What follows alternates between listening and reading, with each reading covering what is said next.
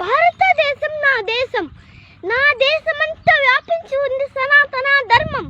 ప్రపంచమంతా చాటి చెప్పింది సంస్కృతి సంప్రదాయం. ఎందరో వీరుల చరిత్రలు మనకు స్ఫూర్తిదాయకం. ఇంతటి ఘన చరిత్ర ఈ దేశానిది. కానీ ఇప్పుడు దేశం మారుతుంది. దేశంలో అవినీతి ఆకాశాన్ని అంటింది. అభివృద్ధి తారేడారులో పడుకుంది. అధికారులు లంచం తింటున్నారు, నేతలు గడ్డి తింటున్నారు, రైతులు విషం తింటున్నారు, జవాన్లు తూటాలు దెబ్బలు తింటున్నారు. ఇక దేశంలో ఆకలి ఎక్కడ ఉంది? చూపరపడిన వ్యక్తి సీఎం కాగలరు, చాయ్ అమ్మిన వ్యక్తి పిఎం కాగలరు. డిగ్రీలు డిప్లొమాలు చేసిన వాళ్ళంతా ఎఫ్బీ వాట్సాప్లో బిజీగా ఉంటున్నారు. ఇంకా ఆ దేశంలో నిరుద్యోగం ఎక్కడ ఉంది? జోబులో చిల్లర లేదు, బ్యాంకు ఖాతాలు తెరిపిస్తున్నారు, ఊళ్ళలో కరెంట్ లేదు, డిజిటల్ ఇండియా బాట పట్టిస్తున్నారు. మన గోవాల హైవేల మీద చేస్తూ ఉన్నాయి. మనం గోరక్షణ అంటూ చంపుకుంటున్నాం. కులం కుంపుల్లో దొల్లుతున్నాం. రోడ్డు వంపుల్లో స్వచ్ఛ భారత్ అంటున్నాం. డాటా ధర తగ్గుతుంది, టమాటా ధర పెరుగుతుంది. చచ్చిపోతున్న వైద్యం చిన్నవి గవర్నమెంట్ ఆసుపత్రులు అయితే చచ్చి పుయ్యకు కూడా వైద్యం చేసేవి కార్పొరేట్ ఆసుపత్రులు.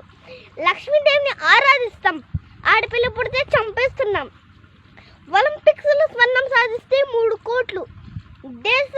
దేశ సరిహద్దుల్లో పోరాడి చనిపోతే ₹1,00,000. జపాన్ వాళ్ళు 7G ట్రయల్స్ వేస్తున్నారు. మన వాళ్ళంతా 11 గ్రూపులకు సాయిబాబాను షేర్ చేసి ఫ్రీ రీఛార్జ్ కోసం ఎదురు చూస్తున్నారు. మద్యం ఎక్కువ, మంచినీళ్ళు తక్కువ.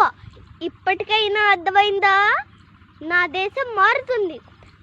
మర్చిపోతున్న మాతృభాష ముద్రాక్షరాలు, వెనకబడిన మన పల్లెలు పంట పొలాలు, కాలిపోతున్న నీతి నిజాయితీలు, పెరుగుతున్న ధనధారణ అత్యాచారాలు, ఎక్కడ చూసినా కల్తీ, కనుమరుగవుతున్న మానవత్వం. తినటానికి భోజనం లేని స్థాయి నుంచి తినటానికే సమయం లేని స్థాయి వరకు ఎదుగుతున్నాం. ఇది మన 73 ఏళ్ల స్వతంత్ర దేశం. చదువు దక్కని మల్యం పరిశ్రమల్లో మొగ్గుతుంది. చదువు దక్కిన మల్యం జైలు లాంటి విద్యాలయాల్లో మొగ్గుతుంది. కానీ పెంచిన దేవుళ్లను అనాథాశ్రమాలలో వదిలి కనపడిన దేవుళ్ళ కోసం గుళ్ళు గోపురాలు తిరుగుతున్నాం. రక్త సంబంధాలు దూరం అవుతున్నాయి, డబ్బు సంబంధాలు దగ్గర అవుతున్నాయి. విచక్షణ రహితంగా ప్రకృతిని నాశనం చేస్తున్నాం. అందుకే ప్రకృతి నుండి ఎదురవుతున్న పరిణామాలు ఈ విపత్తులు కాదంటారా? దేశం మారాలి. దేశభక్తితో జ్వలించిన ఒక మనసు సుభాష్ చంద్రబోస్ అయింది. సేవా తత్పరంతో చెల్లించిన ఒక మనసు మదర్ తెరిసా అయ్యింది. ఒక అవమానానికి ప్రతీకారం చాణక్యుని అర్ధశాస్త్రం, అణచివేతకు ధిక్కారం మరాఠా సామ్రాజ్యం, దేశ కరువుకు పరిష్కారం శాస్త్రి గారి హరిత విప్లవం, ఆర్థిక సంక్షోభానికి సమాధానం పివి గారి సంస్కరణ పర్వం. మనం మారాలి. రేపటి సమాజం మారాలంటే నేటి సమాజంలో మార్పు రావాలి.